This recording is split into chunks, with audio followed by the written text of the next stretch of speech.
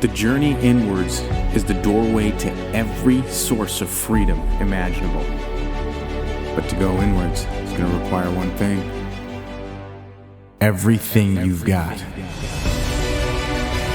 My name's Hussein, and this is the Everything You've Got podcast. Welcome to the Everything You've Got podcast. My name is Hussein. Welcome back to the show. For those of you coming back, if it's your first time, welcome to the show.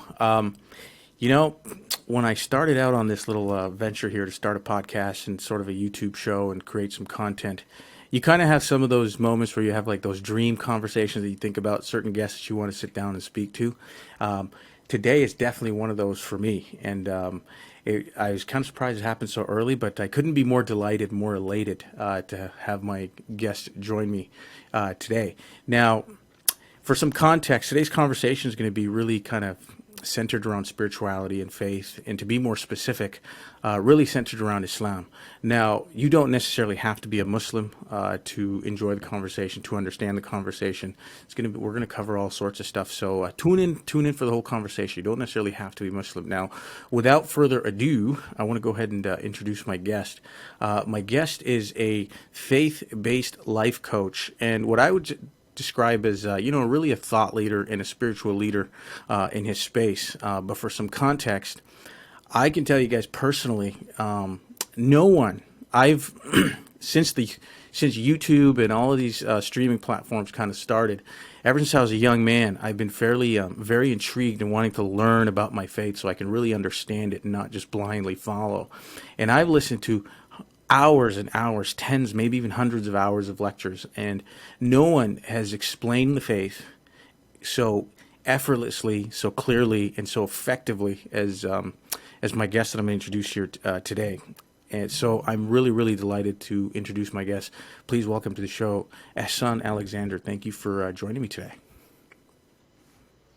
Well, thank you for having me, Brother Hussein. It's a pleasure to be here with you and with your audience and with your guests. I will greet you with the greeting of faith and spirituality, the greeting of our teachers and our prophets. Assalamu alaikum, peace and blessings be upon you and upon everyone that's listening. Thank you. And I'll open up. I guess my first question is I'll just share a little bit of my own story. This was back in I'll kind of share with you how I stumbled upon some of your content. This was back in 2018. I want to say it was the month of Ramadan, and it was a year where I was going through some personally, internally, by myself as a young man, just kind of navigating the world. Some trying times in my life. I was going through. I was depressed. I was going through depression, I guess, quote unquote depression. I had a suicidal failed attempt months prior. So it was a time where I really thought that I needed to really lean on my faith to try to navigate and guide through this. And I went to the masjid locally here, and it was on the night of Laylatul Qadr during Ramadan. And I went there, and we had the salah, we prayed, and then afterwards the imam got up and he was going to, for lack of a better term, give his talk. And what proceeded to happen for the next hour and a half, I want to say almost 2 hours, it was solely spent that evening on collecting donations. Now, I don't necessarily have a problem with that. That's not a big deal. But the entire 2 hours was dedicated to that. And and they announced at the end they had collected over close to $150,000 in cash and credit card commitments and whatnot. And I don't know why, but I felt a little bit jaded after that evening towards my faith. I was sitting there and I'm like, I think there's the people that have come here tonight, they have issues in their life. They have things going on that they're struggling with. And it's not to say that it's wrong to ask for donations at the masjid, but this is why people come. They want to hear from their spiritual leaders to kind of help heal their lives and navigate their lives through the faith. And all that was spent that evening was collecting donations. So that was the evening where I decided, I need to maybe look elsewhere, which I did, and led me to, I stumbled upon your content online. And the first one, the video that really, your first video that captured my eye was your video on Sufism. And that's where I wanted to start. If you can kind of, I know I kind of gave it a long-winded intro here, but if you want to start, what is, actually, sorry, I'm going to touch, if you can just give us a little bit of your background Were you born into a Muslim family? Did you convert into Islam? What has your path been into the religion, into the faith? Sure, yeah. And I can relate to a lot of what you're saying there, Brother Hussein. So my background is, yes, I was actually born into a Muslim family and into the Muslim faith, but for the most part didn't have much knowledge actually about the religion. My family came from a bit of a, let's say, a progressive background. And so they kind of looked at religion as a part of the identity and so on, but there wasn't really much practice around it. I began studying faith and religion and spirituality when I got to college at university. And that's where it really started to, for me, become a passion because as I've shared before in some of my content and, elsewhere, right, as part of our course study, we were required to read the source scriptures for the three monotheistic religions, the Old Testament, the New Testament, and the Quran, basically the source scriptures for Judaism, Christianity, and Islam, which, constitute what is considered the Western religions. And for me, that was not just eye-opening, but incredible because I just saw such consistency within the revealed scriptures. So at that point, I really became passionate about faith, religion, and spirituality. I always had a spiritual bent, but for whatever reason, there's a certain level of maturity, I suppose, that's required. So at that point, by the time I was about 17, 18, 19, is when really I was able to study this seriously. And that's when I started to, again, dive really deep into faith, religion, and spirituality. One of the things that I realized quite early on is that it's really important to learn from good sources and from sources that really are truly exemplifying the path of the Prophet. That's a great point. Yeah, and No, so I go was ahead. just going to say, at that point, when you realize that, it's very important to come and to learn from good sources, were you able to trust your own decision making in terms of what is a good source, and how did you kind of navigate through that within? So that's a really good question too, and I think that we have to learn to trust our hearts. Because the Prophet, peace be upon him, said that there's a piece of flesh within the human body that if it's good, it will lead you to goodness. If it's corrupted or if it's bad, it will lead you astray, essentially. I'm paraphrasing. And that is the heart. And if we can't trust our own hearts, then what can we Amazing. trust? So you'll find that in life, and again, one of the things that I realized early on is there's a constant war and battle between the heart and the mind. There's things that we're taught, things that we are conditioned to believe, right? We're programmed throughout our entire lives by our parents, by our peers, by our teachers, by our churches and mosques, and so on. And there comes a point where for faith to become real, a human being has to be able to make the transition of trusting in their heart versus the mind. And how do you decipher that within? Like, how can an individual know if they're leaning on their mind or if they're, seated in their heart? Well, the heart is the domain of faith. And so within the heart, one can experience knowing or certainty. In the mind, the best that one can experience is belief, but not belief in the absolute sense, more like belief like an idea that I subscribe to. So the mind will always be based in fear and in conjecture. It can never actually experience certainty. Certainty is a quality of the heart. So you may find yourself in a reality and in an environment in which everything is telling you one thing. And one of the roles of a spiritual teacher, what we call in Islam a sheikh, a real sheikh, is to make possible and to facilitate this capacity to tap into your heart for certainty and to leave the mind behind.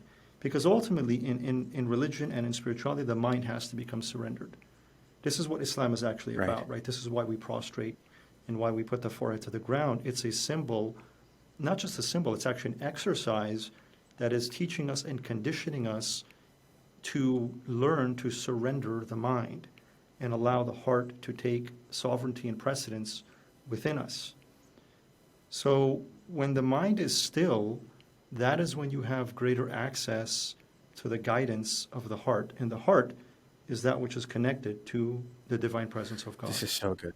Because the heart is the seat of the soul. The heart is the seat of the Yes. spirit. The mind is where the ego is Right. based.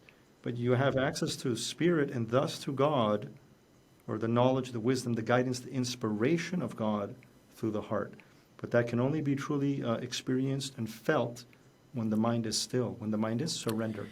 See, this is so good. I've obviously seen your content and stuff, and this is the stuff that when I started to hear it for the first time, I was just blown away. I was blown away that it was creating an environment of Islam, I guess, within me for the first time, and the way you explain it so well in your content is when you talk about the inner dimension and the outer dimension of Islam. I know that growing up, and our parents do their absolute best. They do the best that they can. But I know when I was raised, and I think many of us young Muslims growing up, they can relate to this, was much of their teachings and much of their understanding of Islam comes from their relationships to the outer rituals of Islam. If you can kind of maybe elaborate a little bit on that in terms of how, and you explain it so well, the difference between the inner dimension and the outer dimension of Islam. Certainly, and inshallah, with God's will. This is one of my early realizations when I met my teacher, which I would call my sheikh of training and discipline, is this realization that there are two dimensions to religion, just as there are two dimensions to everything. Everything has its form and everything has its essence. Everything has a body and has a spirit, right? And the same for us as human beings. And it's the same thing with religion. It has to have its structure, and it also has to have its spirit, its essence. So the structure is what we're typically familiar with. This is what people refer to as the Sharia in Islam. And these are the practices, the prayers and the fasting and all of these external observances, even the testimony of faith. It's actually a physical thing that we do. We bear witness to the oneness of God and the Prophet Muhammad as his last and final messenger by saying, Ashhadu an la ilaha illallah wa ashhadu anna Muhammadan abduhu wa rasuluh. It's an action of the tongue. But there's a deeper aspect to this, which is belief. And that's where belief has to descend from our actions and from our speech into the heart. And that's spirituality. This is the domain of religion, which has traditionally and classically been described as either tasawwuf or tazkiyatun nafs or ilm al-ihsan, the cultivation of iman, iman being faith, ihsan being excellence. So there are different terms that were used to describe this throughout Islamic history. But to simplify it, tariqah is another actually major term. So we have the external and the internal. We have the Sharia and we have what is traditionally known as tariqah. And it is by carrying both of these that a human being reaches to excellence, to spiritual excellence. I understand. And one of the great early imams, Imam Malik, described this by essentially, again, paraphrasing, saying that only when you have and carry both of these aspects of the faith and of the religion can you reach to the truth. Just as a bird with two wings, you need both of these to ascend, to fly, outer and inner. So what we find nowadays a lot is that people tend to do or gravitate towards or really just sort of maybe unknowingly focus on one or the other. You have those who are just religious and they just observe the forms, and that even includes the intellectual forms, right? Belief systems, ideologies. But they're not working on the purification of the self, the purification of the heart, the awakening of the heart. And that ultimately leads to, I don't know what word we can use, fundamentalism, extremism, formism, ritualism. Yeah. The alternative is just spirituality, and this is kind of the whole New Age phenomenon, in which, because they're seeing the lack of, let's say, spirituality and excellence in the form of religion, if it's just the form, then the alternative is the New Age approach, which is, I'm just spiritual, I don't need religion. There's no form. And that too is inadequate and insufficient, just like you have yin and yang. You need the masculine and the feminine. You need the structure as well as the essence and the spirit. Yes. And, if you have just spirituality, for example, that can't be preserved, that can't be maintained, it can't be transmitted, and it ultimately will lead to all kinds of misguidance. Right. I find the New Age spiritual world to be very subjective. It's, everyone kind of has their own way of, as long as they're happy, per se, is the term that I hear a lot. But, I want to hear your thoughts on it. It's interesting what you said, like when one is just on one end of the spectrum where they're just observing, let's say, the forms, or just observing the spiritual aspect of it, and there seems to be this lack of balance between the two. I think, does that not lead to internal suffering? Like that's where the individual is just suffering because when you're lost and you're confused and you're trying to convince yourself that what you're following will eventually get better, but without that balance, all you do is just get stuck in suffering. It will lead to suffering, absolutely. Part of the problem is that society and culture encourages one or the other typically, so people just continue going along an imbalanced and inadequate path, but it ultimately will lead to some sort of Right. crisis, one way or the other. In the Fatiha, in Surah Fatiha, which is the first chapter of the Quran, which is said to encapsulate really the essence of the Quran, right, these 7 verses, in the middle of it, after praising God, after recognizing and praising God, essentially the first thing that the Muslim prays for is to be guided on the straight path. Ihdina sirat al-mustaqim. And when we look a little bit deeply into this, as-sirat al-mustaqim, right, the descriptions of the Prophet ﷺ, peace be upon him, in terms of the straight path, and also the bridge that human beings must cross on the Day of Judgment to enter into paradise, he describes it as a very fine path, very fine line, like a razor's edge. And if we think about that, maybe like a trapeze artist walking on a tightrope, they've got to be extremely balanced. Too much to the left, too much to the right, and you're going to fall over. That's amazing. And so the Sirat al-Mustaqim is fundamentally a path of balance. The Prophet described the religion as the middle way. And he always emphasized the balanced and middle way. And so this is something that we have to keep aspiring to.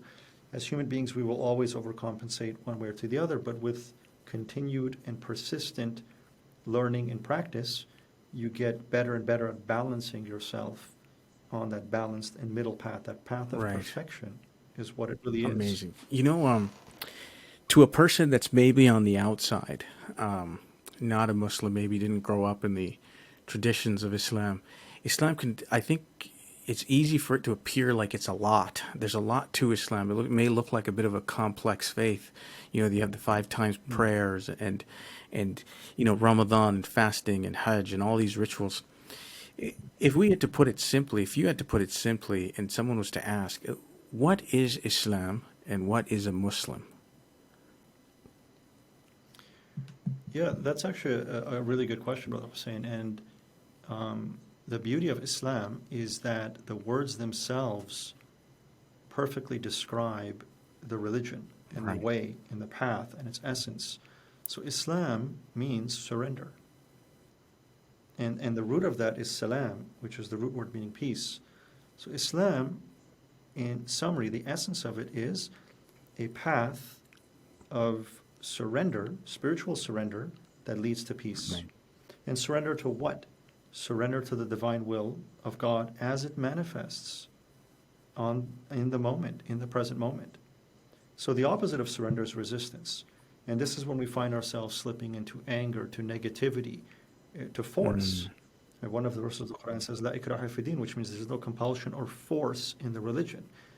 A deeper aspect of that is that this is the way of harmony and flow, surrender with the will of God, which manifests as literally the flow of life within the universe. So a Muslim is one who is in a state of surrender, in a state of flow, in oneness with what is. Right. So beautifully put. So beautifully put. And it's a very simple explanation, and it's a very simple, I think, very clear to understand. But I want to ask you a follow-up question to that then, which is, if Islam means to surrender to the will of God, essentially, and a Muslim is someone who lives their life in a state of surrender, in your day-to-day life, how many times do you think you come across someone that is being a Muslim by that definition? So we're all works in progress. And that is the goal, that is the aspiration. And, if we think about it, what is the purpose of life? I mean, we're only here for a short time. It really is a short time, 50, 60, 70, 80, 100 years. It's a very small amount Right. of time. And beyond that is eternity. So much of life we understand from religion is ultimately comes down to a choice between belief and unbelief, and a choice that leads either to paradise or to Hmm. hellfire. This is the way that it's typically presented to us. That all of life, your entire life, ultimately comes down to one choice.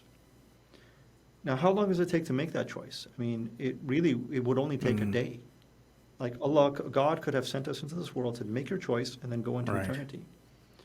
But we're given day after day after day to constantly look and reflect. And this is from the mercy of God, that we are given thousands, tens of thousands of days to look, how did I choose on this day? Did I choose surrender? Did I choose peace? Did I choose belief? And where did I fall short? So, as believers, as Muslims, we have to understand that Islam is a path that isn't static. It's a path of perpetual growth, learning, development, and evolution.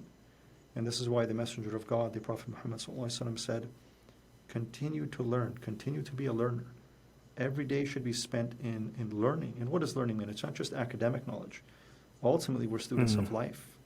This is the point of faith. This is the point of religion, is to understand yourself, to understand life, so that we can come to know God. Amazing. That's So, yeah. yeah. So, and you know, the reason why I asked that question is, I find sometimes, especially in Islam, that there many people are much more concerned with policing the the ritual aspect of it, and there's so much energy put onto that. And then I think about how much energy and time and focus it takes to, keep your eyes on yourself, to live a life of, reflection and be in a state of surrender. That is it possible, like someone living in that state where they're just out there policing everyone, is it possible to even live in a state of surrender while you're doing both?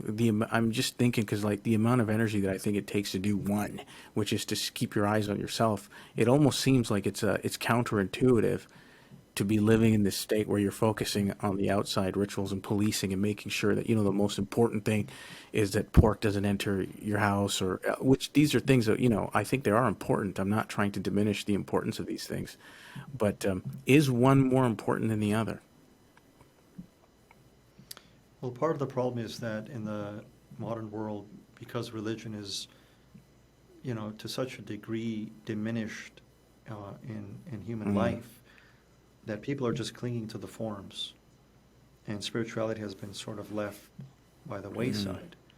Really, to understand and practice faith, we have to be taking both the form and the spirituality of it together. And so, because the spirituality is lacking, this is where we end up with forms being equated with piety. I went through this very early in my experiences and in the companies and the circles that I was with, that all of piety was purely form-based. And I used to think to myself, how is this even right, possible? Later I realized that it's silly and it's absurd. Again, not to diminish the forms right, at all. The forms are yes, necessary.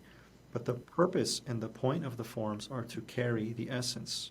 So one example that I use, to try to illustrate this is, if you have like a cup of water, the cup is the form of the religion, but really what its purpose is to carry and to hold and to make accessible the water within. yes, So if we just have a cup, and this is what happens sometimes when people just focus on the form, they can beautify the cup, they can focus on the cup, but it will not give you life, it will not give you nourishment.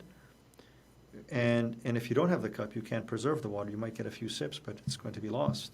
Besides that, we really need both of these to be balanced as human beings, and also to succeed and to be, to reach to the yes, destination. So as human beings, we have to keep, well, it's really important also, again, like I said, to have good yes, teachers, to have good sources of knowledge, and to keep looking back at the example of the Prophet. For whatever reason, we've lost the understanding that he was not, like the first 10 years plus of Islam was focused on spirituality. right. Like it was focused on developing and awakening Iman, faith in the hearts. And then came the pillars of Islam, one by Which I one. assume we're set up to remind us of the spiritual, understanding of the faith. to codify it, to structure it, to preserve it, to transmit it, Right. to make possible the perpetuation of a way of life that is based in spirituality and excellence. But if you leave the spirituality and excellence, then what's the point? Then you're left with just forms. It's like a body without a soul. It's dead. Right. You know, one of the first videos that I stumbled upon when I was looking at your content, which just captured my eye.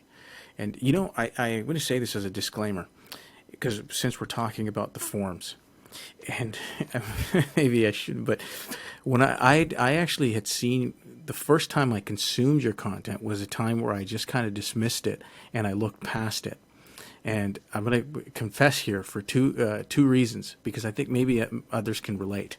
And the main one was that, I guess just the way that I grew up and I was raised in terms of what Islam was supposed to look like and what a good teacher's supposed to look like, which was Arabic and, as close to the source of it as possible. When I saw some of your videos, I dismissed it because, I saw the last name, which is Alexander, and I'm like this, and you appeared to me at least someone that looked like Caucasian, and maybe you're a convert, and I'm like, I don't know if I don't even think I'm allowed to take this stuff seriously because you're supposed to go to the source of it, which it looked a particular way in my mind because the way I was raised.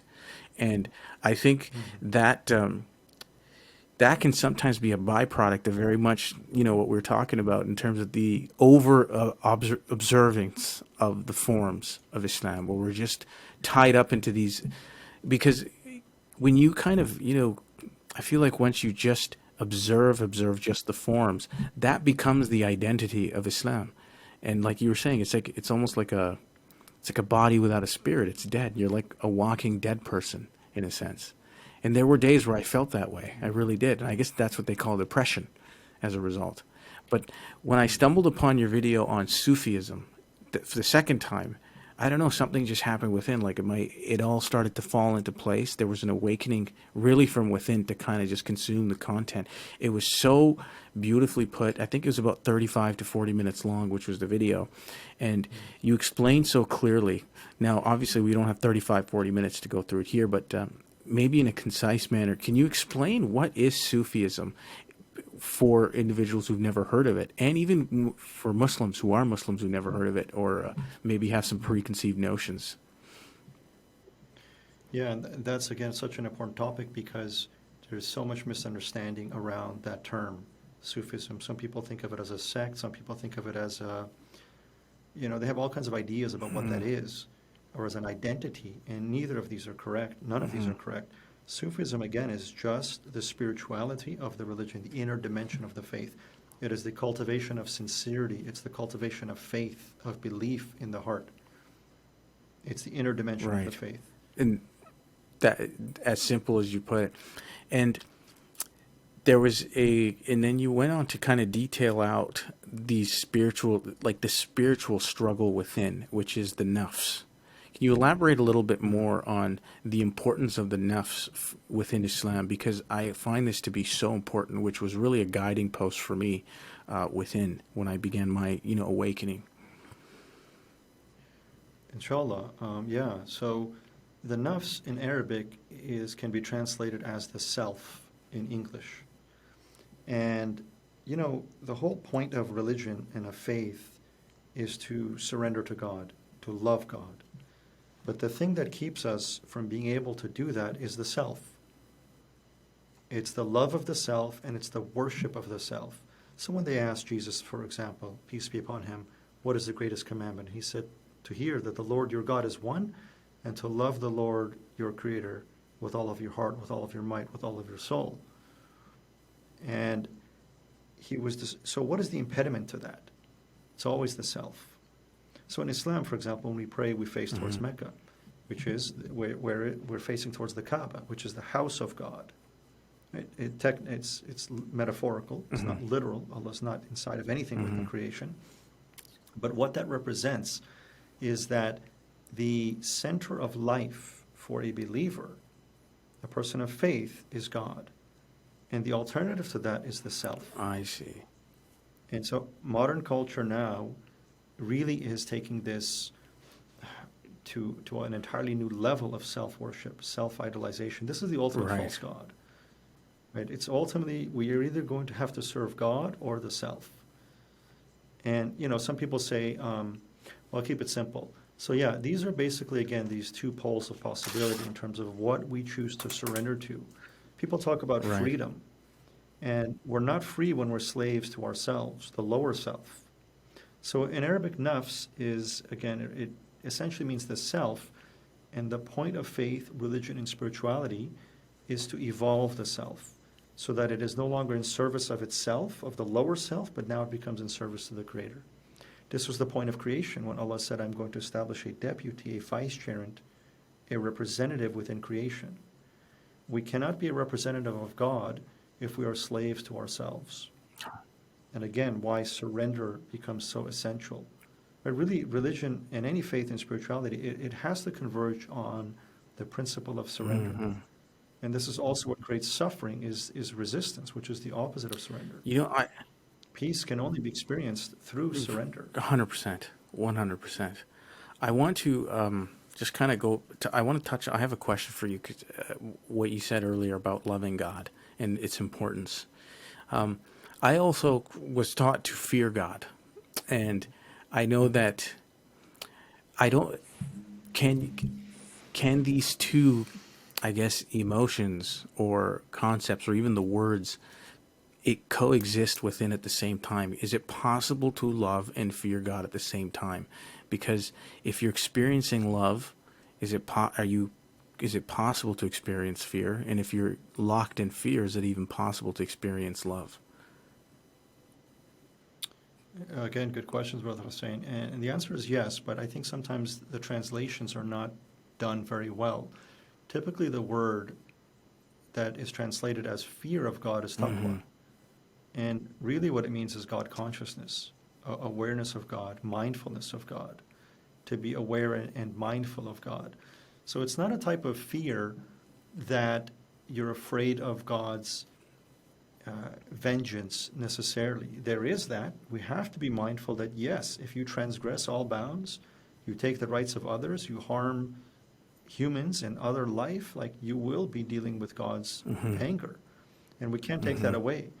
Right? A lot of New Age stuff wants to sort of paint God as only love. It's not balanced.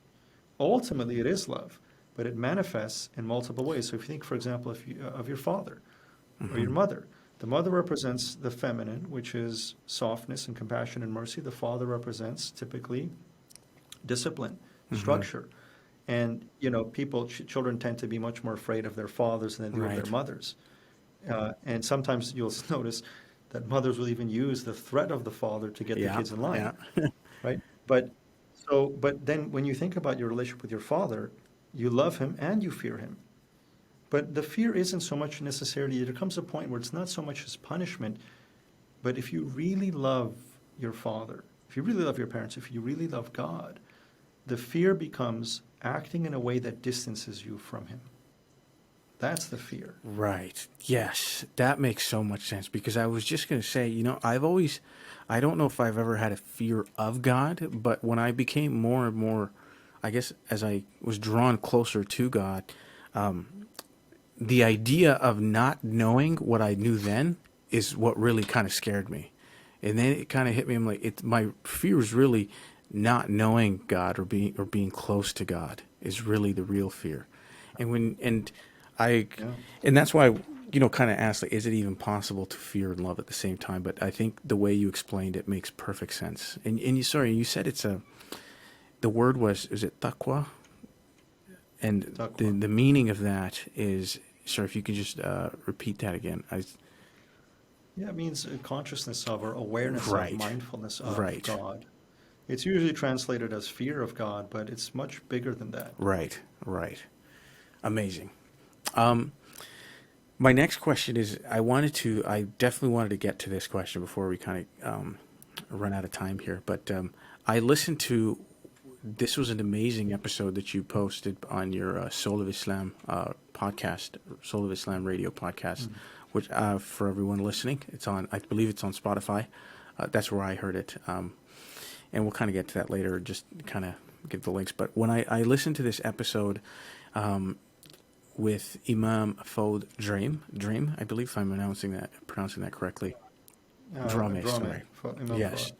Fode Drame. And it was a fascinating conversation. I found it to be so. I've listened to it multiple times, and the part that really captured me is really the conversation centered around the heart. The conversation that's centered around the heart, and then the Imam explaining the Prophet Muhammad, peace be upon him, his journey through Islam, and how he was isolated for quite some time, and the three phases of Islam within him. Can you elaborate a little bit briefly on those three phases and what they are? Yeah, inshallah. Imam Fode is a wonderful teacher, and I remember that when he described that in these three phases in the journey of the Prophet. And really, that is also the journey of the human being. It goes back to kind of the situation we find ourselves in nowadays, where we've skipped the first two parts of that journey. So the Prophet's journey actually began in a cave. Right? Before he was established as the Prophet to humanity, he was oftentimes secluding himself and isolating himself and meditating in a cave, seeking connection with his Creator, connection with the truth. And so that is known, that's how Imam Fode described that as the period of the cave. And this is something we all have to actually adopt, and that's a spiritual practice, that's a spiritual experience. This is why one of the first things that I did when I actually started putting content online was pushing for and beginning to describe and teach meditation and mindfulness in Islam. Because it's something that I find that's completely Yes. forgotten. It's just forms. And if you don't have this aspect of it, this is what makes the forms actually Yes. meaningful. This is what creates presence and spirit and fullness in Yes. the forms. So that's how the journey of the Prophet began. It was in meditation. It was in a cave. It was in isolation. It was in communion with the Yes. Creator. In presence with the Creator. The presence of the Creator. And then the second phase was the Meccan phase, in which he was now calling people to faith. This is Iman. This is belief. This is what he was seeking to awaken belief in the hearts of his companions. And then the third phase is when the forms became established. In the Medina phase, this is where the religion was structured and codified. This is where the community was established. Nowadays, again, going back to the way that Islam is typically presented and approached, it is just the last phase of the religion. Which is the forms. It's just Right. the forms and the structures. And we've forgotten these essential aspects as well. So somebody will come to Islam, and the first thing is, okay, this is what you have to do, this is what you have to do, this is what you have to do. And that was actually never the approach of my teacher, my sheikh. Right? When people would come to him and they would ask, what do we do now? We've become Muslim. He would say, at least once a day, just put your forehead to the ground. Start with that. He didn't load them with all of this heavy stuff that then they'll think, oh, this is too much. It took the companions of the Prophet 2 decades plus to fully embody the practices Right. of Islam. Now, it doesn't need to take us that long, but we have to be mindful of people's Right. journey and people's capacity. Capacity must be developed incrementally. Right? So if somebody has never prayed, never fasted, has been living a certain lifestyle, you have to give them the opportunity to grow into the religion, and it doesn't have to take long, but you certainly don't want to overburden them right from the Right. start. And what we found, what I saw, was people would come to the sheikh and say, what do we do? And he would say, just once a day, make such that prostrate to God. Once a day. And before you knew it, they were keeping all of their prayers. They were dressing Islamically. They were waking up at night for Qiyam. They were doing more than people who had been Muslim their entire Right. lives. But that was because the approach was based in love and not Right. force. It's La ikraha fi din. The love is what pulls Right. human beings. yeah. I Right. think And so, that approach is, I don't know. I'm going to say it's uncommon, at least from my experience. And I think the way you explained it, what I heard was that he allowed the faith to cultivate within first, giving the person the time that they need within to spend with God. And once you kind of reach that point, practicing the forms makes sense to you, and they're not these, kind of duty things or nuisance that you have to go through throughout the day to remain a Muslim or whatnot. It yeah. I mean, the forms, it makes practicing the forms possible. Right. Because in order to practice the forms, it requires Right. energy. You need energy to pray 5 times a day and to fast and do all of these things. And if your heart is lacking spiritual power and light, you will lose the ability to continue doing these things after a certain period. Right. You may be motivated, inspired for a little while, but you're going to run out of Right. energy. So it's like you have to put fuel in the car in order for it to continue driving. Otherwise, you're going to end up trying to push the car. You won't get very far, and you'll end up abandoning the car. Right. Right. And really sounds like the fuel for us as individuals and humans is our soul. It's to sit within our soul and allow the soul to kind of drive this life in this vehicle versus what you talked about, which is the motivation and the force, because that energy seems to run out. Yeah, and I would say that the fuel for the soul is the light of God. 100%. The light of God. The light and the love of God. 100%. And that's what religion is meant to teach us, to connect with and tap into that. That's why worship is so important. If worship is done properly, not just in form, but also in its spiritual component, right? Not only for facing towards the Qibla, which is the direction of prayer outwardly, but also inwardly our hearts are properly calibrated through proper guidance and training and models and examples. Then, through worship, we are drawing light. This is what nourishes the human soul. So the body has its nourishment and sustenance. The mind needs nourishment and sustenance with thoughts, with ideas, with information. The body needs food and drink and so on. But the spirit, the heart, needs light. The sustenance of the heart is light from the divine presence of God. Right. That is so beautiful. Yes, continue. Sorry. Yeah. No, and so that is what actually illuminates the human being from inside, from inwardly. This is why we fall into depression, so we're not connecting with the light of God. 100%. From my personal experience, I can pretty much kind of say that at least that was my experience. I felt disconnected from, I guess at the time I would just use the word the world. I felt disconnected from the world and from my surroundings, but ultimately there was no life kind of, or at least there was a kink in the hose of that force kind of at least being able to flow through me.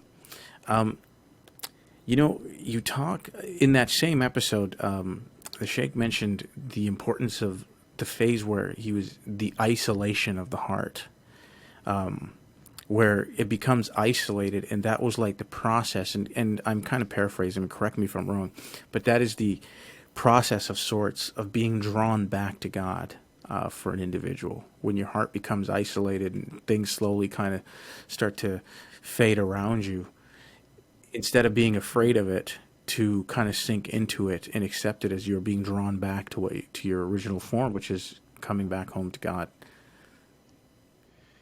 Yeah, and so we have to remember that life has its own direction and has its own purpose. It's like a river that is carrying all of us ultimately back to our source, to our Creator. So this is why in Islam we are taught to say, Inna lillahi wa inna ilayhi raji'un. Specifically, this is used when somebody even passes away and dies. It means we all come from God and we are returning to God. So everything is on a journey moving back towards the source. And that's what life ultimately will do, is to push us in that direction. And it does that by little, initially gently, but ultimately the push becomes stronger and stronger as we get older and closer to our end of our time on earth. That push becomes more forceful for us to wake up and to let go of the world and to start turning towards God. Because if we end this life with nothing but attachment to the things of this world, it will be a very difficult passing and transition into the world beyond. Yes. Sorry, go ahead. Just this, that the religion and spirituality is so much of it is about learning to let go of and detach from the world, to honor it, to love the things that are due love, but to not be attached, so that when the moment comes, we can easily transition from this life to the next. And when you say not staying attached and being detached, that means everything, right? Like not being attached to anything. And this would include, like, family members and our kids and parents and just jobs and money. Because I think sometimes, I think we all can fall into it. I'm not a parent myself. Inshallah, I get the opportunity to be, but I have family, I have siblings and whatnot. And sometimes when you grow close and you work on relationships and you become close to people, it's almost you feel like that you're entitled to those relationships. You're entitled to these things kind of being around for you because you've worked for them or kind of done these things.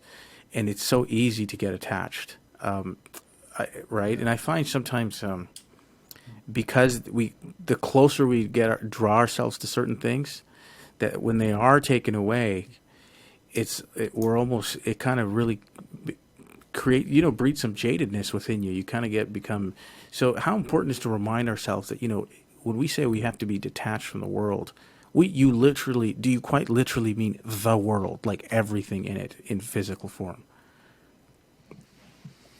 Yeah, we have to ultimately become non-attached to everything other than Hmm. God, because everything will perish, Yes.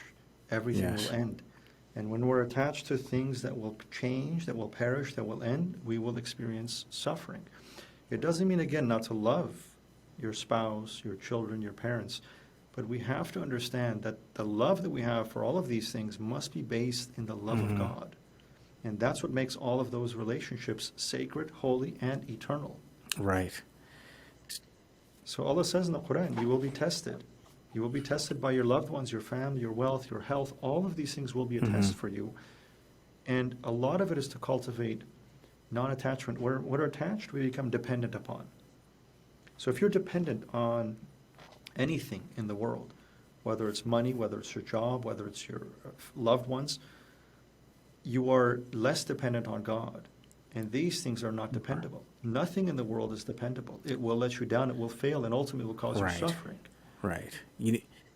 So this is the meaning of La ilaha illallah. There is no God but Allah. We cannot allow anything in the world to be a God over us.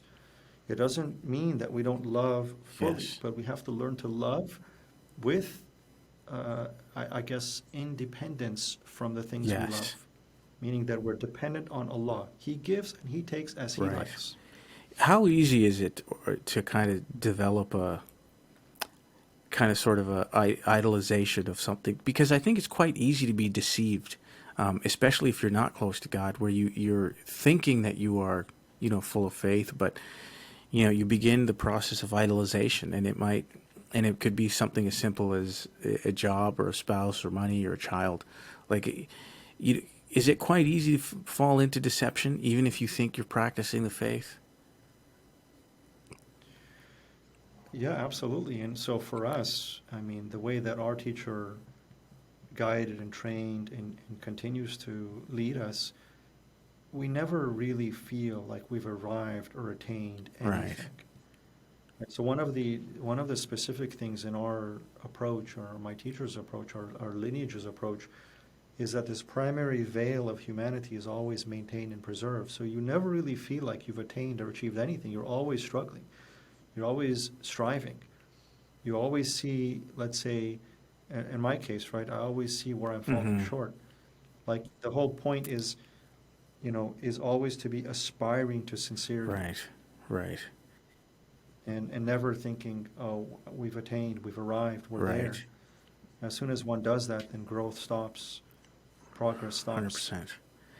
You know, I heard once the highest form of communication is demonstration. And Mm. your demeanor is quite calm, it's very peaceful. And I think you quite literally demonstrate what you teach, or at least try to communicate.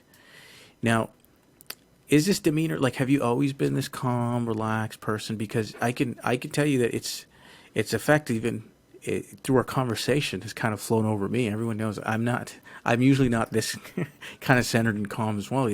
I honestly feel that coming through you. Have you always been this centered, so calm and peaceful all the time, or has this been a growing Yeah. into as a result of your journey to Islam? So just a disclaimer, I'm not actually feeling that calm right now because I just had a coffee, which I don't normally have. So I'm a bit Right, wired at the and this is moment. wired. This is But what I'm saying. Like, this is what you look like wired. yeah, yeah. Okay. No, but actually, I used to be a bit of a firecracker, to be Hmm. honest. Like I was not a calm kid Hmm. growing up. My aunt jokes that I would climb on the ceiling and on the walls. And I actually literally Right. did. You would literally, I remember my earliest uh, punishments for my mother was because I was about 3 or 4 years old, and I can remember this. And she found me on the roof uh, Right. of the house. So yeah, so I mean, It, anyway, growing up, right, I was pretty. Go on. yeah, I was just gonna say because I heard that you also have a bit of a background in like kickboxing and some combat sports. Yeah, yeah, Was trying? I yeah. guess was that to channel all this energy that was coming through you and kind of find a way, or Oh, absolutely. Absolutely. I mean, I had a strong desire to express that aspect of myself, and when I found at that time Muay Thai, I fell in love with it immediately. And this is like a long time ago, like 30 right? years ago. So, and so I had a very, and I still have a very energetic personality. But as you walk upon the spiritual path, and I think as you deal with life's challenges and blows, right, it forces you to become much more rooted and anchored and still internally. And really, the spiritual path is designed to facilitate that.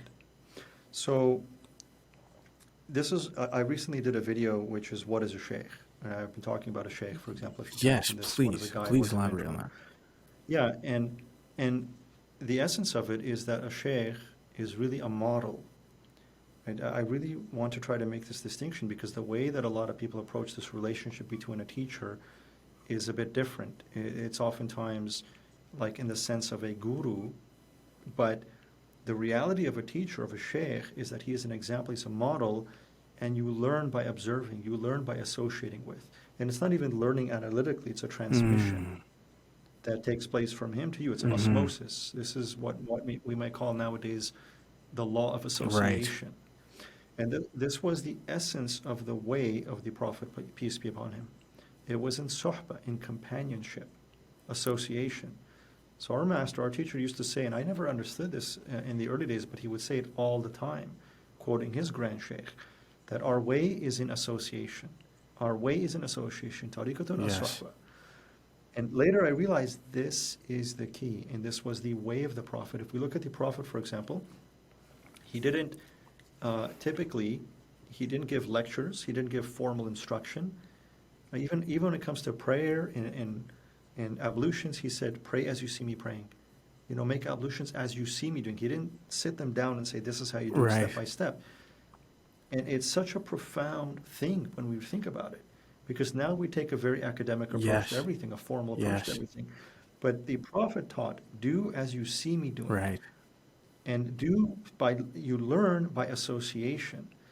And what happens is that there's a transmission from heart to Yes. heart through that. So what the messenger of God, the way that he catalyzed transformation in his companions was through his state. It's through his being. This is the Right. secret of alchemy, of change, of transformation. By associating with a human being, it's the essence of spirituality. You begin to awaken within yourself qualities and potentials that have awoken in them. Right. It becomes that candle lighting another candle type, quite literally the light being Literally. passed on. That just blew my mind. Just the way that you explained, because I've heard so many, but you're right. I think Islam today it's so intellectual. It's been very it's it's and I that's why I use the word policing, because everyone's kind of moved away. But the way you put that was so mind blowing to me, especially the story of the Prophet, peace be upon him, because I never knew this. This is not what I was taught, you know, and I will be quite frank, as I've grown older and kind of matured a little bit, I hear some, very common stories of the Prophet, and then I see the distance between what's being expressed today, where, peace be upon him, he did not even want a pillow over any sort of stand to sit on, to kind of, because he said, I am just as one of you. And today when I go to a masjid, there's these grand stages and microphones and and then you have, and I don't know. I actually, let's talk about this for a second. It might be a bit of a sensitive topic, but I mean, I just think it's important to explore, because I've kind of been a little bit more, maybe a bit more critical of the space which is the Islamic space in teaching, and how it's become so industrialized, it's an institution, it's an industry. And you have sheikhs that are doing like tours from, especially with the age of the internet, and they gain a following on online through videos. Then they'll go from city to city and do tours, and they make it, a healthy living doing this. Now, I'm not saying that it's wrong to earn a living to do this way, but am I kind of out of line here to say that, maybe I take issue with trying to take the faith and turn it into an industry of sorts? Yeah, it's I'll be honest, like after I spent a number of years in what we would call in company and in training with one of my teachers and one of my shuyukh, and that's the entire environment I was exposed to for over 9 years, Right. about a decade or Right. so. And when I finally left that and stepped out of that and came back into what we might call the rest of the world, I couldn't relate at all to what I was experiencing at the mosques, on television, like any, I just couldn't. I felt like I was a different religion. Right. And yeah, and there came a point where I became very disenchanted with what I was witnessing, and I just stopped going to the mosques, and I stopped associating with anybody because I couldn't relate to it. I couldn't understand it. And it took some time for me to, let's say, mature a little bit and recognize that it's what it is. But the important thing is that we as Muslims have to be mindful of not throwing the baby out with the bathwater. So we have to keep going back to the example of the Prophet and going back to finding teachers and mentors, models and examples, guides within the religion that exemplify that model, that follow in the footsteps of the Prophet. Right. And the Prophet of Allah is exactly as you described. He was an ascetic. He was a zahid. He was not the way that we look at a lot of stuff today. I mean, he was very far Right. from that, and he would not recognize that. I mean, he even said there will come a time where there'll be nothing left of Islam but Right. its name. Right. You know? So kind of getting up here on time here, but I this can go on for hours. I'm just enjoying this so incredibly. It's an incredible conversation. But I want, for people who are not Muslims, and sometimes when they hear about Islam and they hear about the faith, there is this confusion sometimes in the sense that they almost think we worship the Prophet, peace be upon him, that we worship him directly, and where is the gap here? Why do people kind of fall into that? Is it because the way the people speak of him, or is there some sort, maybe not intentionally, but maybe we slip into it a little bit, where it's an over idolization of sorts? I'm not sure. I think that part of that may be coming because typically in the West, religion is Christianity, and in Christianity you have the worship of Jesus. Mm-hmm. So perhaps, I'm assuming, some of that gets transposed as an assumption onto Islam. Yes. Because the Prophet, there's no limit to the love and respect that we can have for the Prophet. Right. But the hard line is that we do not worship the Yes. Prophet. So people will see tremendous love and adoration for the Prophet, and rightfully Mm-hmm. so. But as Muslims, we can never slip beyond that into the worship of the Prophet. And I think that this is one of the divine reasons why this happened in Christianity. Mm-hmm. Okay. Because the amount of love that the Muslims have for the Prophet, had that not happened in Christianity in terms of, let's say, the deifying of the messenger, it would have for sure happened in Islam. It certainly would have happened in Islam. They would have made the Right. Prophet a god. And so Allah knows best. He willed this in such a way that precisely the Prophet preceding the Prophet Muhammad was basically venerated as a god. Right. And I see that as, really a thing to prevent Muslims from falling into that same mistake. Because his name, again, is so, like Muhammad, it means the one who is praised, the one who is Right. loved. Like his rank is so high in the divine presence, which makes him so incredible and so beautiful, because he, as you said, refused to be acknowledged in that way in this world. But everybody who knew him knew his Right. rank in the divine presence of God, and yet he was so humble that he refused to be elevated in the Right. world. I mean, that is perfection and that is beauty in a way that is difficult to 100. I describe. agree with you. 100%. It definitely is. Um, do you have time for two more questions? Okay. Okay. Yeah, yeah, no So problem. I saw this video, one of your videos, and you were talking on the importance of gratitude, and you touched on gratitude a little bit. And I want to ask you this question because it's just something that I've kind of pondered in my own mind, which is, you know, is gratitude? So it's a two-part question. Is gratitude, a means of trying to enter a state so that we can get what we want in a sense? It brings us closer to, let's say, maybe some worldly desires or things that we're wanting. And if yes, it's actually I'll leave that question first, and then maybe we can jump into the second part. What is gratitude? I Sure. guess. Well, I mean, that could be a starting Hmm. point because nowadays everything has to have some sort of motivation for the Hmm. self. So this is popularized with the law of Yes, very attraction. much so. Like they've sort of eventually realized, and this is nothing new, they've realized that, oh, by being grateful, I will attract more things to myself because it puts you in a state of Right. reception, puts you in a state of appreciation. It puts you in harmony and in flow with life and with the will of God as it manifests in the universe. It's nothing new. I mean, Allah Almighty says in the Quran over 1400 years ago, be grateful and I will increase you. I will add more to you. Right. So it can start as that, as okay, let me be, and you can experience this in your own life. If you're constantly Hmm. complaining, you'll just see that your life, our Grand Sheikh used to say, if you once you open the door of complaint, it will never No kidding. close. And you'll notice that, right? And so once we start complaining, we'll start complaining in about Right. everything. You can start complaining about the weather, and you'll end up complaining about everything and everyone in your Right. life. And the alternative to that is surrender to the will of God, Yes.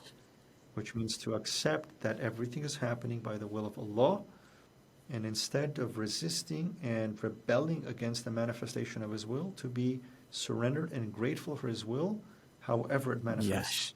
That is a sign of faith. That is faith. And throughout the Quran, Allah Almighty equates ingratitude with disbelief, unbelief, kufr. Right. So gratitude is fundamental to faith, Right. and it puts us in a state of presence and awareness of God's mercies.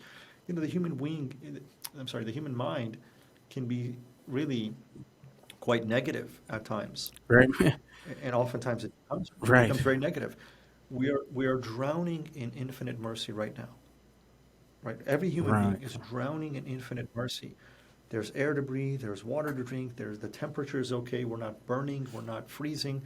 I mean, the ground is stable, like there's food that comes out of the earth. Like you can sit and count the favors. Allah says in the Quran, which of the favors of your Lord will Right. you deny? And He keeps repeating it and repeating it in Surah Right. Rahman. Which. And yet we become oblivious to all of that, and we become hyper focused on the one or two things that are not working in our lives. And we do this with our relationships as well. We we forget all of the good qualities of a human being and all of the good things we've experienced with them, and we hyper focus on their flaw, on a flaw or a fault or a disappointment, and then we focus on that, and that just starts to ultimately destroy the relationship. So one of the best ways to ruin one's life is just to Yeah. complain. Yeah. You know, just That's start an easy complaining path to the bottom. about yeah, about anybody or about anything in your life, whether it's your health, whether it's your livelihood, whether it's your spouse, and it'll just get Yeah, I worse. guess in a And the opposite is to appreciate and to be 100. grateful, and then Allah will Right. bless it. You literally said what I was going to say. It's complaining. It can be. I guess it is the polar opposite of gratitude. Um, Yeah. so you said you used it a couple times in there, where a lot of us say that Allah knows best. Allah knows best for us, and He knows what's best for us. So if my question is, if He knows what's best for us, why are we praying for anything then? Why should we? Because I hear a lot of people at the same time. People say, make dua for this, make dua for that. If Allah knows best, then you know theoretically that means we don't necessarily know what we want anyways. We should just accept his grace. So why make dua for certain things in our lives at all? So, okay, that's a really good question. And so when we make dua, number one, it is articulating our need to our Creator and recognizing that we're dependent on Him and on His mercy, Right. right? So it's establishing a relationship between us and our Creator. But the dua should never be um, based in my will. Like if we're praying for something, we should always, first of all, begin with gratitude. This is my suggestion. First, be grateful for the things that Allah has already given you, and then you can just articulate your need, and it's really more for you than anything, right? Because it helps you, it actually opens you up to Mm. receiving. That's what happens when we Mm. make dua. It's like it puts into your heart, I'm wanting this, I'm needing this, and so I'm willing to receive it now Mm. from God. Because Allah is always wanting to give His creation. Yes. He wants to give you. He wants to Yes. support you. He loves His Yes. creation. But when we don't make dua, we are thinking that we're not worthy or deserving. So by making dua, Hmm. by supplicating Hmm. to God, we are actually opening ourselves up and saying unconsciously, yes, I'm willing to take this. I'm willing to accept this. I'm willing to receive this from you, God. Hmm. Does that Yes. make sense? Very It opens us up to receiving what Allah wants to right. give Not us. necessarily opening us And ourselves up to receive these things that we think we need or things that we want. right, and so it also teaches us Right. surrender too, Right. because we always have to make supplication, make dua, right? Pray to God with the caveat, nevertheless, just as Jesus did. It's a beautiful example in the Gospels. Jesus says he prayed, and this is a beautiful, I just did a video on this recently where Jesus prays, and he prays with his forehead to the ground. Again, submission and surrender, the way the Yes. Muslims pray. It's in the Gospels to Right. this day. And then he says, "Oh my Lord, oh my Father in heaven, remove this cup from me." He's saying, "Oh Allah, right? They're coming to slaughter me. They're coming to crucify me. Remove this cup from me. But nevertheless, not as I will, but as thou wills." So he's making dua. He's opening himself up to, yes, Allah, save me. But if this is your will, I surrender to it. Right. And this is how we should make dua as Muslims, as believers, as people of faith. Beautiful. Right? We ask for what Allah wants, we ask for what we need, but at the same time, Allah knows Beautiful. best. And if you know, if you give us what is better for us, because we're so limited, we may want something that'll be harmful Beautiful. for us. And I can tell you from experience that when you insist on something, Allah may give it to you, but it will be, you will regret it when you receive it. It will cause you more harm than you can That is so imagine, interesting. because you used force. You used your will over His will. And He allows it to teach you a lesson. That if you're going to use your will, you cannot be God.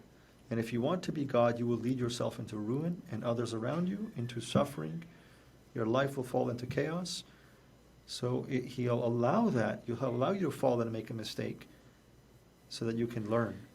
That is so profound. That just blew me away. Definitely. It's so which leads me, I'm just thinking here because there and correct me if maybe you may notice the same with your observance of what's going on in the Islamic world these days, but I sometimes find that there's this really big push to go and increase the converts out there, trying to convert people into Islam, and I mean, if you go on YouTube, like no other religion has more debates with all sorts of people than Muslims do. They're trying to really emphasize and try to legitimize the faith, and people kind of really put their necks out there trying to defend it, and they sometimes they use celebrity as a means to kind of reinforce that yes, Islam's a straight path. Look, this person, this, and I mean, recently we had Andrew Tate, who announced, he became converted to Islam, and I mean, he was controversial for many other reasons, but when he converted, a lot of people use that as a means to kind of legitimize the faith, per se. So I guess my question is what is, I know in Islam they talk about a forced conversion is not considered a conversion at all. Right. So what is seen as a proper conversion into Islam, and should we be out there trying to convince people to be Muslim? We shouldn't be trying to convince anybody of anything because that's a form of Right. force. And I fell into this kind of error. I realized this error very early on because as I'm studying religion and scripture, I'm like, this is incredible. And then I started trying to argue faith. Like I started to argue with people on campus, for example, and debate with them, thinking that if I can intellectually prove these points, then they would have to accept Islam. But that's not how Right. faith works. Faith is a gift from Mhm. God. And it is something that awakens in the heart of a human being. So even if the mind has no ability to, even if the mind is logically convinced of something, you might be able to prove a point or something. But if faith isn't destined, isn't awakened in a human being's heart, again, faith cannot be achieved through the mind. Right. So this is the mistake that I think, everything serves a purpose, right? So there's a purpose for that. I mean, there is even value in people doing some of that work because it helps people who have faith. It will increase their faith when they begin to see the logical and historical truths of certain things. But I don't advocate this, me personally, as a way of trying to call people to Islam. And I saw the difference with my shuyukh and my teachers. And this is the essence of it. What is a Muslim? A Muslim is a servant of God. A Muslim is a vessel and a vehicle for the light of Allah. That is the Khalifa of Allah. So when a human being is walking upon the earth as that, it will automatically attract hearts that are seeking and hearts that are open towards it without having to say Right. anything. I'll give you one story. I was one time attending an Islamic conference. This is a long time ago with one of my sheikhs. And there were many Muslim speakers. This was in Washington, D.C. A lot of Muslim speakers, and the sheikh was invited to give a presentation on a topic. And as we were walking with the sheikh to the auditorium, the place was packed, and there was it was actually through the hallway, there was a lot of crowds, and he was move towards the session where he was going to be speaking. And there was one man there working on the lights or something. He was on a ladder working on the lights for the conference hall. He wasn't attending the event. He was just an employee at the hotel or at the venue. And I could see him looking at the sheikh because the appearance of the sheikh is totally different. This is very different from what typically we see as imams and scholars and alims and so on. It's totally different. Like these are people that have absolutely embodied through emptying themselves of the self and of the ego. They've embodied, like they're carrying the light of Allah, the light of the Prophet. So the man looks at him and immediately he's stunned at what he's seeing because he doesn't look like anybody else. And when you see awliya, this is what is referred to in the Quran as awliya, right? Saints. When you see people like that, they physically, their physical appearance actually becomes luminous. And this man climbed down the stairs and he goes up to the sheikh and he just starts to interact with him. He says, who are you? And the sheikh, he has to get to a session. So I remember this, the sheikh looks at him and says, do you believe in God? And the man said, yes. The sheikh said, do you believe that the Prophet Muhammad is the last messenger of God? The guy's probably never had this question posed to him ever before. He's probably never thought about it.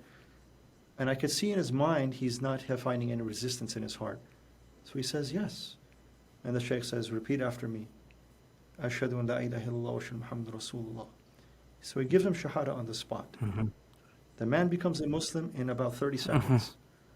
And the sheikh leaves, and I'm observing. And I'm looking at the bewilderment of the other Islamic scholars and people that are in the room there. And they can't understand what just happened. And as soon as the sheikh left, they descend on the man. And they say, do you know what you just did? You just became a Muslim. Do you know what that means? You have to pray 5 times a day. You have to fast. And the guy, they're throwing all this at him. And the guy says, he put up his hands and he said, listen, I don't know what you people are talking about, but that man is the truth. I'm going to follow his way. 30 seconds. He saw and I have dozens of stories like this. Amazing. When people see a true servant of Allah, it's not an intellectual thing. Faith awakens, and it is literally like you said earlier, It is a candle lighting another candle. And once that light is awakened in the heart, it will never change. If people come to faith just through reasoning and logic, the faith is still on shaky Right. ground. I have seen people embrace Islam like that on the spot, never having thought about it. And for the rest of their lives, they never look back. That is that is I was so captivated by the whole story. That is amazing. And it's so perfect because it segues into we'll finish on this. I'm sure I can go all night with questions. But I want to finish on this because it just kind of ties very well with the story that you shared. And that is that, I'm paraphrasing here, but I thought I heard you say, one of your videos says that the merciful created the Quran, and I think you quoted the Quran here, which is the merciful created the Quran and created the human being. And so as a result, the truth is embedded within every human being. What does that mean to you? And does it mean that everybody is born with Islam within in their heart, and it's more so an internal discovery? Yes. So in Surah Ar-Rahman, Allah says, Ar-Rahman a'alam al-Quran khalaq al-insan. The most merciful taught the Quran and then created insan, created the human being. And so every soul has borne witness to the truth. Prior to coming into this world, every soul witnessed the sovereignty and the lordship of Allah. And this is also in the Quran. On the day of promises, every soul was asked, am I not your Lord? By Allah. And every soul bore witness, yes, you are our Lord. And then Allah sent the souls into this world. And so every child is born with this innate natural disposition towards faith and belief. This is known as the fitrah in Islam. And the Prophet ﷺ described that then it is their environment that begins to veil that and turn them away from that. And so much of faith and religion and spirituality is coming back to one's natural disposition, one's innate nature, and the belief that is buried in every human heart. The light of faith exists in every human heart, but it gets covered by the ego, by the mind, by conditioning, by programming, by the world.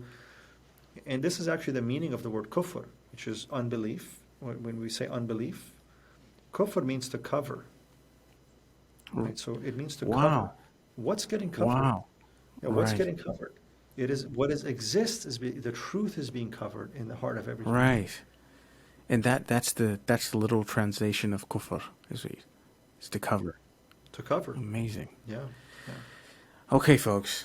I think just to respect your time, Ihsan, I want to thank you so much for coming on. I could go on, but you're welcome to come on anytime.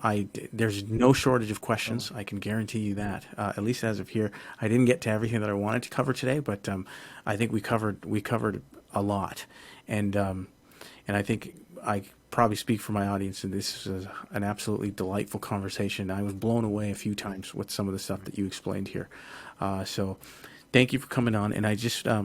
And if you can just share, you do have a program that you run, which is, I think, found at borderpoint.com, is it? Spiritual. Yeah. Sorry, go ahead. You can go ahead and explain and where people can find it. And I will drop the link at the bottom of the video for everyone listening. Sure. Yeah. No, I appreciate it. It's been a pleasure to come on, Brother Hussein. And at some point in the future, I'd be happy to join you again. Please. Hopefully, inshallah, this will be beneficial to your audience, and hopefully, it's enough for the time being. And if people want to reach out and connect with me or kind of tap into my work, I'm on YouTube as well as Ihsan Alexander. I didn't get into that, but Alexander is my middle name, actually. It's not my last name, but it's typically what I use for my online work. And so, yeah, I'm on YouTube, and my main website now, I'm consolidating everything under borderpoint.com. Okay. Wonderful. Yeah. And do you want to share a little bit about the program that you run?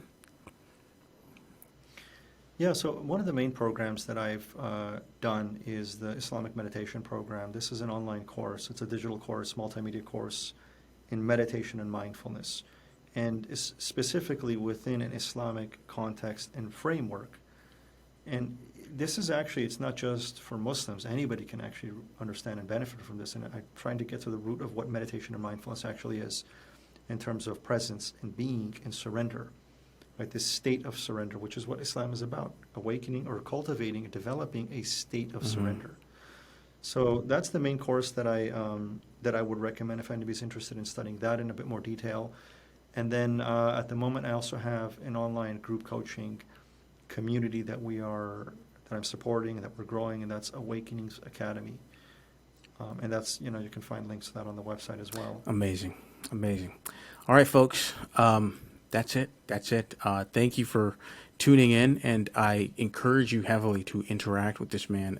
If he's even a tenth of impactful as he was on me, I can tell you it'll change your entire course and direction. Like I said, you don't necessarily have to be Muslim to understand today's conversation, but today was absolutely a delight. So, Ihsan, again, thank you for joining me, and hope to have you again on very, very soon. Inshallah, God willing. I mean, thank you as well, Thank Brother Hussein. And peace to you and your audience. Thank you.